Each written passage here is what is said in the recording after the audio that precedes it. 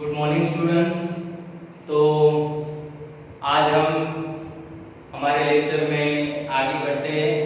तो स्टूडेंट्स, अभी तक हमने मैटर इन आवर सराउंडिंग्स, तो फिजिकल नेचर ऑफ मैटर, की हमने डिस्कशन की हमारे प्रीवियस लेक्चर में। तो matter is made up of a particle and matter, तो वो जो पार्टिकल होते हैं, तो particles of matter are very small. तो ये दो फिजिकल नेचर हमने एक्टिविटी के द्वारा अभ्यास किए। अब स्टूडेंट्स, हमने हमारे प्रीवियस लेक्चर में जो भी एक्टिविटी की, तो स्टूडेंट्स वहां पर हमारी दूसरी एक्टिविटी में हमने ये लिया था कि पोटेशियम परमैंगन की 2-3 क्रिस्टल्स। तो स्टूडेंट्स, क्रिस्टल्स यानी क्या? तो हम पहले क्रिस्टल्स हम किसे कहते हैं, तो उसकी हम डेफिनेशन और उसके बारे में जानते हैं। तो स्टूडेंट्स,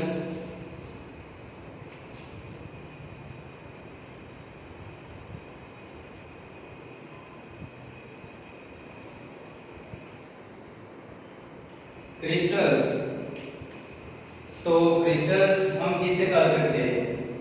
हमने कहा था कि पोटेशियम परमैंगन के हमने 2-3 क्रिस्टल लिए थे और उसे 100 मिलीलीटर ऑफ वाटर में हमने उसे डिसॉल्व किया था और फिर उनका जो हमें सॉल्यूशन मिला था, और फिर हम आगे वैसे ही कि वो जो सॉल्यूशन हमें मिला उनमें से मैंने 10 ml सॉल्यूशन फिर 90 ml क्लियर वाटर में रखा, और फिर से मुझे जो 100 ml का सॉल्यूशन मिलता है तो वो भी मुझे पिंक कलर का दिखाई देता है।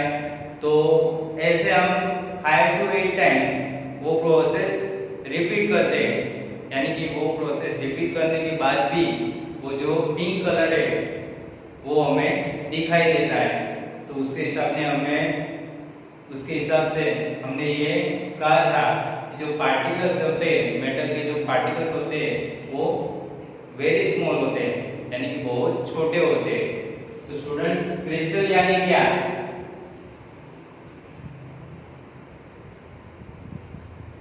तो स्टूडेंट्स, क्रिस्टल, तो एक crystal is a solid material। Students, crystal, तो क्रिस्टल कौन सा? ये सॉलिड मटेरियल है। Crystal is a solid material whose constituents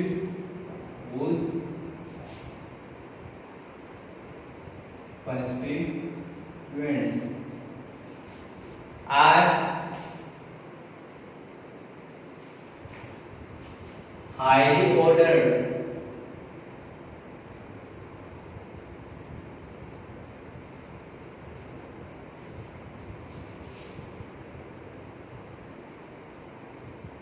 microscopic structure।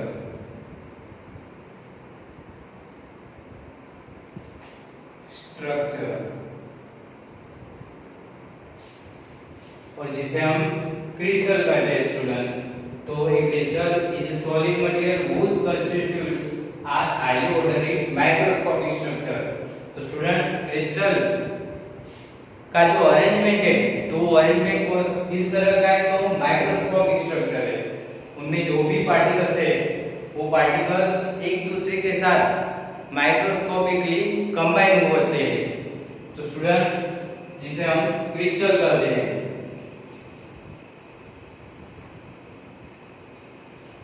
और स्टूडेंट्स, ये जो क्रिस्टल है उनका जो माइक्रोस्कोपिक स्ट्रक्चर है, तो वो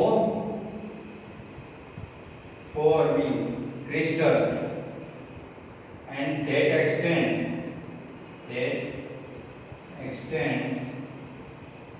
in all directions।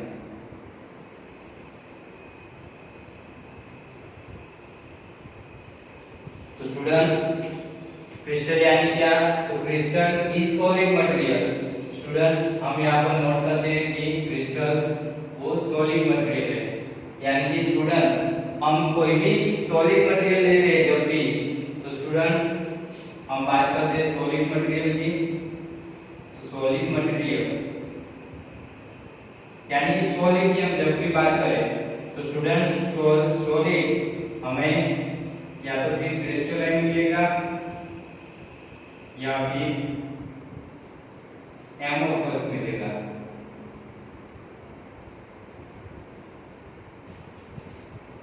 तो स्टूडेंट्स दो टाइप के सॉलिड हमें मिलेंगे, या तो वो क्रिस्टलाइन सॉलिड होगा या फिर एमोर्फस होगा। क्रिस्टलाइन हम किसे कह सकते हैं और एमोर्फस किसे कह सकते हैं? तो स्टूडेंट्स क्रिस्टलाइन यानी कि क्रिस्टल, तो क्रिस्टल में जो सॉलिड मटेरियल है, crystal is a solid material whose constituents are highly ordered microscopic structure। तो वो जो स्ट्रक्चर मिलेगा वो हमें कैसा मिलेगा? माइक्रोस्कोपिक स्ट्रक्चर मिलेगा।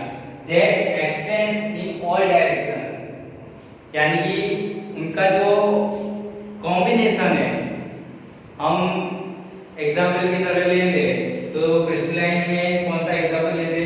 तो हम एग्जाम्पल ले सकते हैं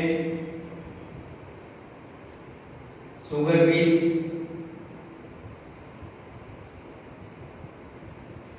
या फिर आइस क्यूब। तो स्टूडेंट्स सुगर पीस, हम शुगर के पीस को कोई भी जगह से हम उसे ब्रेक कर दे तो भी जो पार्ट्स हमें मिलेगा उनमें जो पार्टिकल्स हैं उनका जो अरेंजमेंट है माइक्रोस्कोपिकली, उनका जो स्ट्रक्चर है वो स्ट्रक्चर का अरेंजमेंट क्या होगा? वो पीरियोडिकली होगा, यानी कि परफेक्ट होगा। उनमें जो भी पार्टिकल्स है, शुगर पीस के अंदर जो भी पार्टिकल्स है, ठीक है, या फिर हम आइस क्यूब की बात कर ले, उनमें भी जो भी पार्टिकल्स का अरेंजमेंट है माइक्रोस्कोपिकली, उनका जो स्ट्रक्चर है, उनका जो अरेंजमेंट है, हम उसे किसी भी जगह से ब्रेक करें और हमें दूसरा उसका पार्ट्स मिलेगा तो भी उनकी जो अरेंजमेंट है वो परफेक्ट ही बनी रहती है। उनके जो पार्टिकल्स है एक दूसरे के साथ पार्टिकल्स का कॉम्बिनेशन है वो पीरियोडिक रहता है, यानी कि वो परफेक्ट ही रहेगा। तो स्टूडेंट्स उसे हम क्रिस्टलाइन कहते हैं, यानी कि क्रिस्टल यानी क्या? कि crystal is a solid material whose constituents are highly ordered in microscopic structure that extend in all direction। Students ये पार्टिकल जो है वो एक दूसरे के साथ उनकी जो अरेंजमेंट होती है वो परफेक्टली होती है, यानी कि पीरियोडिक होती है।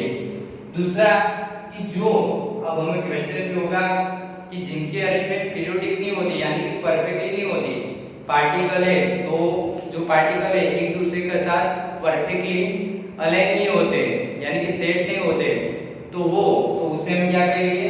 एमोर्फस कहेंगे। स्टूडेंट्स उसे हम क्या कहेंगे? एमोर्फस कहेंगे। एमोर्फस के एग्जांपल ले लेते हैं, तो एमोर्फस के एग्जांपल में क्या आएगा स्टूडेंट्स? तो हम स्टोन्स ले सकते हैं, ठीक है स्टूडेंट्स। और दूसरा तो जो मार्बल है, ठीक है, वो भी एमोर्फस में आएगा।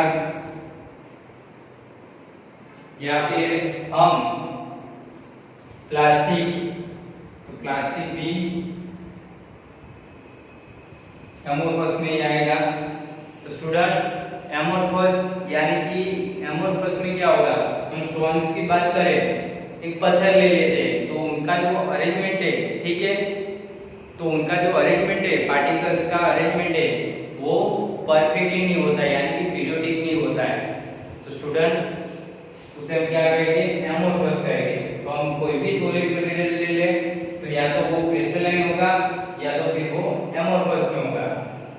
तो स्टूडेंट्स हमने अपने प्रीवियस लेक्चर में क्रिस्टल, पोटेशियम परमेंगनेट के 2-3 क्रिस्टल लिए थे। तो क्रिस्टल यानी क्या? कि उनका माइक्रोस्कोपिक स्ट्रक्चर, उनका जो कंस्टिट्यूट है, पार्टिकल्स का जो कंस्टिट्यूट है, तो वो माइक्रोस्कोपिक स्ट्रक्चर उनका है तो वो परफेक्टली अरेंजमेंट होता है, और वो परफेक्शन तो एक्सटेंड्स इन ऑल डायरेक्शन। ठीक है स्टूडेंट्स, सभी डायरेक्शन में उनका एक्सटेंस तो वो पीरियोडिक ही रहेगा। तो स्टूडेंट्स क्रिस्टल यानी क्या? तो वीडियो पॉज करके आप ये अपनी नोटबुक में लिख लीजिए।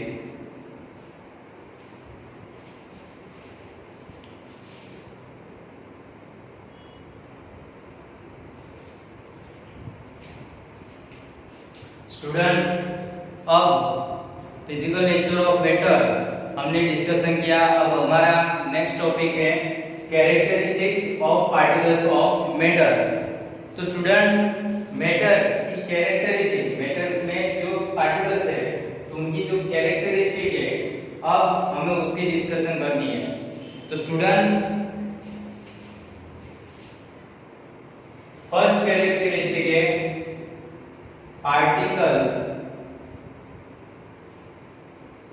of matter have space between them। तो students, particles of matter have space between them। तो स्टूडेंट्स, यहाँ पर भी हम हमारी जो प्रीवियस एक्टिविटीज थी उनको यहाँ पर ध्यान में रखेंगे। तो हमारी फर्स्ट एक्टिविटी में हमने क्या किया था स्टूडेंट्स? तो फर्स्ट एक्टिविटी में हमने किया था कि हमने सॉल्ट या फिर हम शुगर ले लें, तो सॉल्ट और शुगर को पानी में डिसॉल्व किया था। दूसरी एक्टिविटी ले, तो दूसरी एक्टिविटी में भी हमने क्या किया था कि पोटेशियम परमैंगनेट की जो क्रिस्टल है उनको पानी में डिसॉल्व किया था। तो स्टूडेंट्स, डिस्ट्रीब्यूटेड होते हैं यहाँ पर, हम शुगर ले ले, सॉल्ट ले ले या फिर पोटेशियम परमैंगनेट के क्रिस्टल ले ले, उनका जो पानी में डिस्ट्रीब्यूशन है। तो हमें पता है कि सॉल्ट है, शुगर है या फिर पोटेशियम परमैंगनेट के जो स्फटिक थे तो उनका पानी में डिस्ट्रीब्यूशन होता है। स्टूडेंट्स, हम दूसरे एग्जांपल के आधार पर भी ये कह सकते हैं कि हम टी बनाए, ठीक है, या फिर कॉफी बनाए या फिर लेमोनेड यानी कि नींबू पानी बनाए।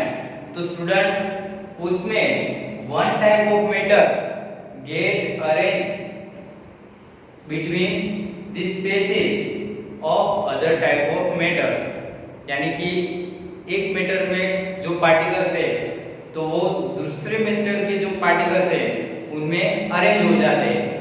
यानी कि हम उसके आधार पर ये कह सकते हैं कि हम मैटर ले तो मैटर में जो भी पार्टिकल्स है तो उन पार्टिकल्स के बीच में स्पेस होती है, उन पार्टिकल्स के बीच में इनफ स्पेस होती है। तो students, particles of matter have space between them। तो स्टूडेंट, हम हमारी प्रीवियस एक्टिविटी के द्वारा या फिर हम जो टी बनाए, कॉफी बनाए या फिर नींबू पानी यानी कि लेमोनेड बनाए, तो उन एग्जांपल के तहत हम ये कह सकते हैं कि particles of matter have space between them. तो स्टूडेंट्स, हम यहाँ पर नोट डाउन करते हैं कि शुगर, सॉल्ट और potassium permanganate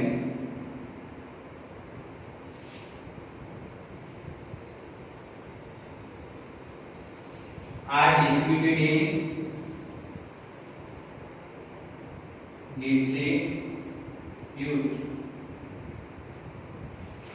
in water।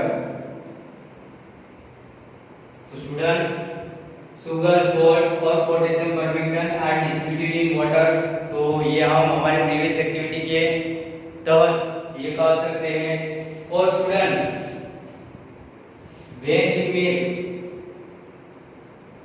when we make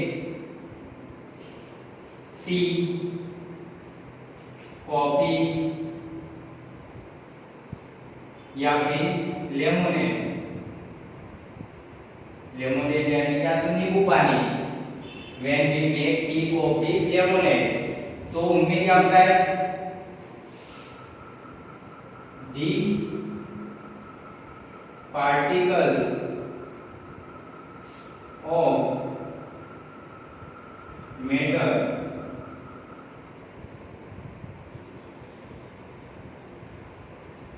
get arranged between the spaces of particles of other matter. So students, when we make tea, coffee, lemonade, तो उनमें क्या होगा? Particles of matter get arranged between the space of particles of the other matter. यानी कि एक matter में जो particle है वो दूसरे मेटर में जो पार्टिकल के बीच में स्पेस होती है तो उनमें वो अरेंज हो जाते हैं। तो स्टूडेंट्स, ये एक्टिविटी के द्वारा हम ये कह सकते हैं कि particles of matter have enough space between them. तो स्टूडेंट, हम यहाँ पर कह सकते हैं कि this shows that particles of matter have enough space between them. ठीक है स्टूडेंट्स, हमें पता है कि हम जब टी बनाएं तो स्टूडेंट्स उनमें हम क्या क्या इस्तेमाल करते हैं? तो शुगर का इस्तेमाल करते हैं, फिर जो टी है उसके बाद उसका भी इस्तेमाल करते हैं और उनका जो पूरा सॉल्यूशन पानी के साथ तो वो हम तैयार करते हैं। और स्टूडेंट्स, ये जो सॉल्यूशन है तो उनमें one type of matter get arrange between the species of other matter के जो पार्टिकल है तो उनमें वो अरेंज हो जाते हैं। तो उस हिसाब से हम ये कह सकते हैं कि particles of matter space between them. उसी तरह से लेमोनेड यानी कि नींबू पानी का जो सॉल्यूशन है तो उनमें हम पानी भी लेते हैं, सॉल्ट भी लेंगे, नींबू भी लेंगे। तो स्टूडेंट, उनका जो पूरा सॉल्यूशन है तो उनमें भी ये जो पार्टिकल्स है वन टाइप ऑफ मैटर के जो पार्टिकल्स है और अदर टाइप ऑफ मैटर के जो पार्टिकल्स है उनके बीच में जो स्पेसेस होती है तो उनमें वो एक दूसरे के साथ अरेंज हो जाते हैं। तो students, characteristic of particles of matter, तो उनमें फर्स्ट कैरेक्टरिस्टिक हमें क्या मिलेगी? Particles of matter have space between them. अब स्टूडेंट्स, हम आगे जाते हैं तो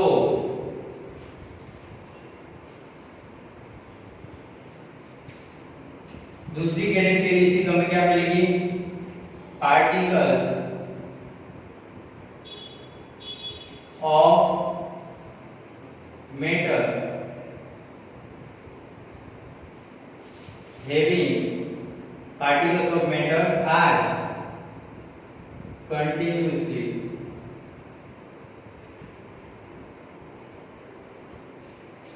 moving। तो स्टूडेंट्स, दूसरी कैरेक्टरिस्टिक क्या है? जो मैटर के अंदर पार्टिकल्स है वो कंटिन्यूअस मूवमेंट करते हैं। तो स्टूडेंट्स, ये हम अपनी एक्टिविटी के द्वारा समझने का प्रयास करेंगे। तो स्टूडेंट्स, फर्स्ट एक्टिविटी हम लेते हैं। तो फर्स्ट एक्टिविटी में हम क्या करेंगे? तो स्टूडेंट्स, हम यहाँ पर एक इंसेंस स्टिक का इस्तेमाल करते हैं। ठीक है, तो पहले हम इंसेंस स्टिक लेंगे तो उसे लाइट करेंगे। ठीक है स्टूडेंट्स, उसे अनलिट यानी कि अनलाइट कर देंगे। ठीक है, पहले हम इंसेंस स्टिक लेंगे तो take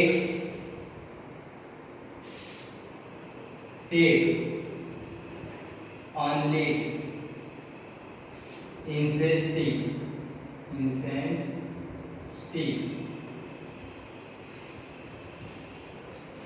and put it in a corner of your class या भी your home। आप घर पे हो तो घर के कोने में यह अनलाइट इंसेस स्टिक रख दीजिए, या फिर क्लासरूम में तो क्लासरूम के कोने में यह अनलाइट इंसेस स्टिक रख दीजिए।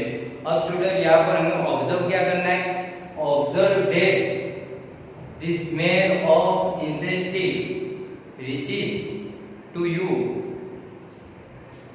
आप कितने क्लोज है, यानी कि आप कितने नजदीक रहते तो जो इंसेस स्टिक है उसकी स्मेल आप तक पहुंच सकती है। तो आप यहाँ पर ऑब्जर्व क्या करेंगे, observe that how close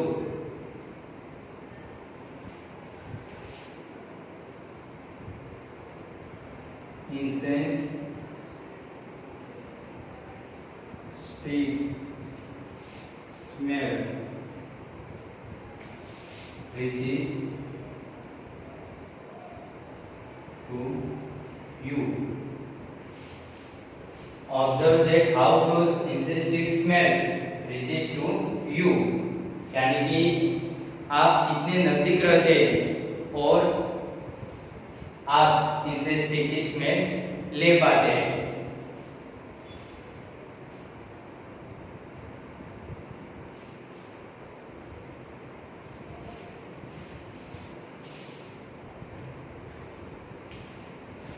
students अब हम क्या करेंगे कि हमने पहले क्या किया था कि जो इंसेंस स्टिक है उसे अनलाइट रखा था।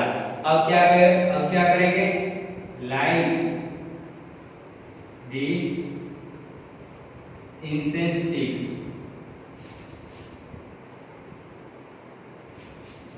And put it in a corner of your class. Students अब हमें क्या करना है, जो इंसेंस स्टिक हमने पहले अनलाइट ली थी अब उसे हमें लाइट करना है। Light the incense stick and put it in A corner of your class. अब हमें यहाँ पर फिर से ऑब्जर्व करना पड़ेगा। ऑब्जर्व, अब हमें क्या करना है, हम पहले उसके नजदीक थे यानी कि उसके क्लोज रह के पहले how close put incense stick to get this smell reaches you. पहले हम उसे कितना नजदीक रखे कि उसकी स्मेल हम ले पाते। अब हमने क्या किया है, इंसेंस स्टिक को लाइट किया है। तो स्टूडेंट अब हमें यहाँ पर ऑब्जर्व करना है कि हम उससे कितनी दूरी बनाए रखें कि उसकी स्मेल हमारे तक पहुंच सकती है। तो students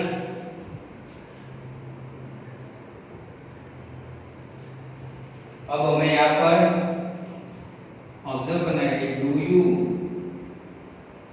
get the smell of incense stick at distance। तो स्टूडेंट्स हमें यहाँ पर ऑब्जर्वेशन करना है। तो लास्ट में हमें क्या करना है, रिकॉर्ड दी ऑब्जर्वेशंस।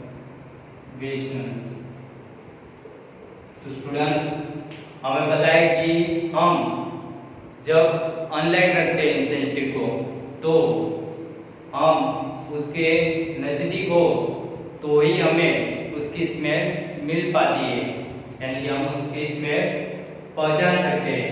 और जब हम इंसेंस स्टिक को लाइट करते हैं तो स्टूडेंट्स पहले कि उसका अनलाइट होना, इंसेंस स्टिक का अनलाइट होना यानी कि उनके जो पार्टिकल है उनकी जो मूवमेंट है तो वो स्लो होती है। और जैसे ही हम उसे लाइट करते हैं तो स्टूडेंट्स यहाँ पर जो इंसेंस स्टिक के पार्टिकल है तो उनकी मूवमेंट वो थोड़ी फास्ट हो जाती है। तो student do you get the smell of incense stick at distance? तो यस, हम उससे दूरी भी बनाए रखें तो भी उसकी स्मेल हमारे तक पहुंच सकती है। तो स्टूडेंट्स ये आप वीडियो पॉज करके अपनी नोटबुक में लिख लें।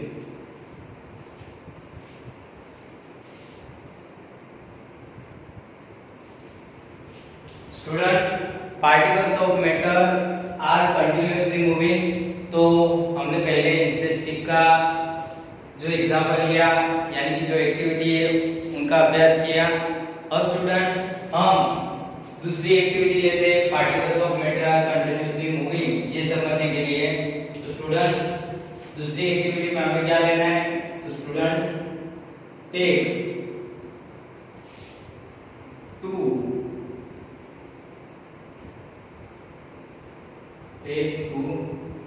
ग्लासेस या फिर बीकर्स भी हम ले सकते हैं। Take 2 glasses beakers filled with water। Students, हमें 2 बीकर लेने या फिर 2 ग्लासेस लेने filled with water। अब स्टूडेंट्स, हमें क्या करना है कि एक बीकर में हमें क्या लेना है? तो एक बीकर में हमें या फिर ब्लू या फिर इंक, दोनों में से कोई भी इंक, ब्लू और रेड दोनों में से कोई भी इंक को एक बीकर में इनका ड्रॉप हमें लेना है। फिर स्टूडेंट्स, दूसरे बीकर में तो हमें हनी का ड्रॉप लेना है। तो स्टूडेंट्स, हम क्या करेंगे? Take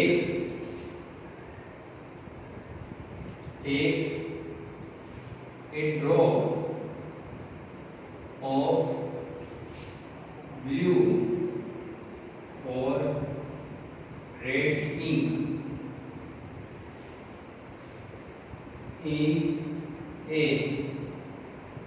side of first beaker।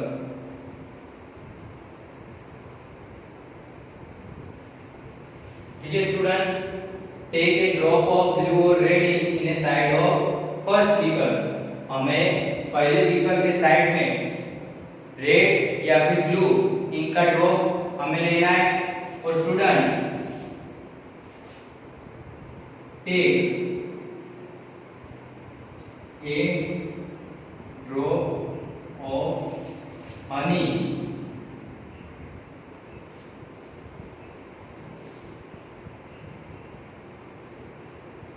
in a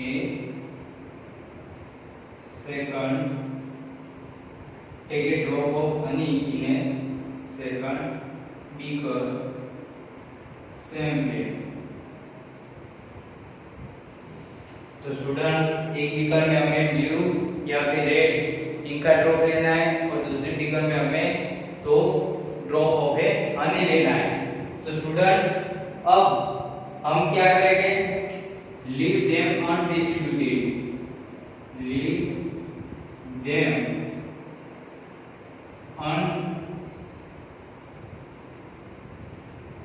undistributed in a corner of your class या फिर होम। तो अब हमें क्या करना है? अब हमें उसे या तो फिर घर के कोने में या तो फिर हम क्लास में हो तो क्लासरूम में कोने में उसे रख देना है। तो स्टूडेंट्स, अब हमें ऑब्जर्वेशन लेना है। Record your observations. तो स्टूडेंट, अब हमें ऑब्जर्वेशन लेना है। तो स्टूडेंट्स, फर्स्ट बीकर में हमने क्या लिया हुआ है? तो ड्रॉप ऑफ ए ब्लू और red ink in a side of first beaker. And second beaker में हमने क्या लिया है? तो drop of honey in a second beaker, same वे।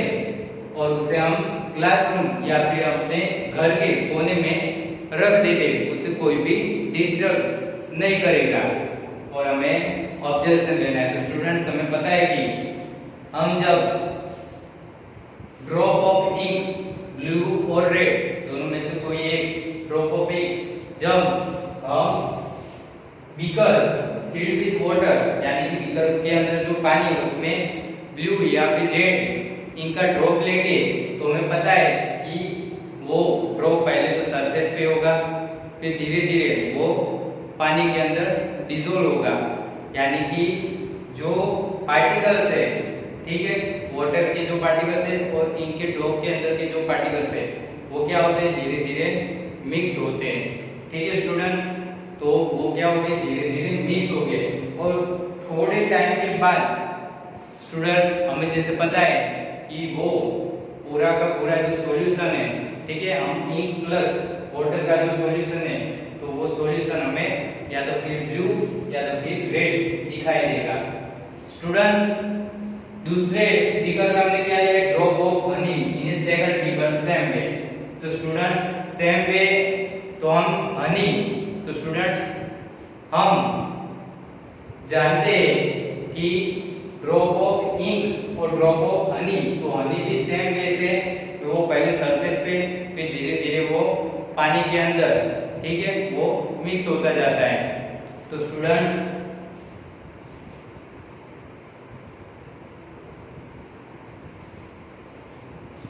हमें यहाँ पर ऑब्जर्वेशन क्या क्या करना है, what do you observe after, what do you observe immediately। ठीक है students, what do you observe immediately,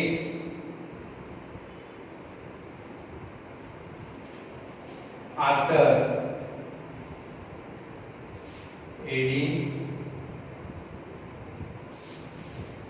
ink drop और सेम वे दूसरे फिगर में what do you observe immediately.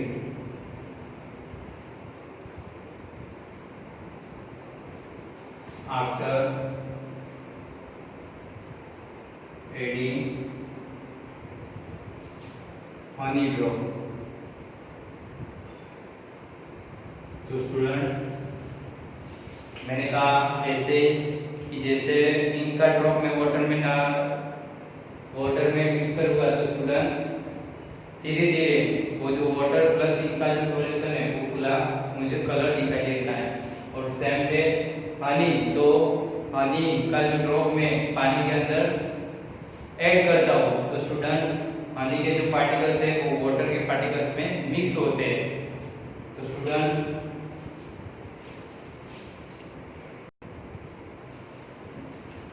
ये जो एक्टिविटी है, दो activity, particles of matter are continuously moving, तो मैंने जो फर्स्ट एक्टिविटी आपको डिस्कस की इंसेस्टिंग, तो पहले उसे लाइट करता हूँ, पहले उसे मैं अनलाइट करता हूँ, फिर उसे लाइट करता हूँ और फिर हम उसके ऑब्जर्वेशन रिकॉर्ड करेंगे।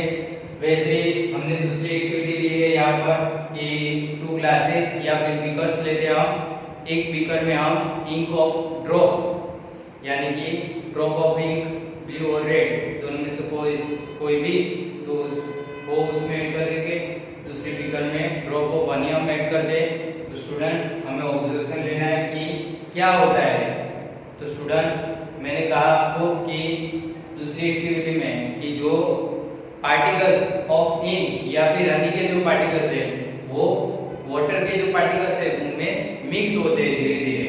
तो स्टूडेंट आज हम यहाँ तक, और अपने नेक्स्ट लेक्चर में हम फिर से कैरेक्टरिस्टिक ऑफ पार्टिकल्स यानी कि particles of matter are continuously moving उसकी डिस्कशन करेंगे। तो आज के लिए इतना, वीडियो पॉज करके या अपनी नोटबुक में लिख लीजिएगा। Thank you.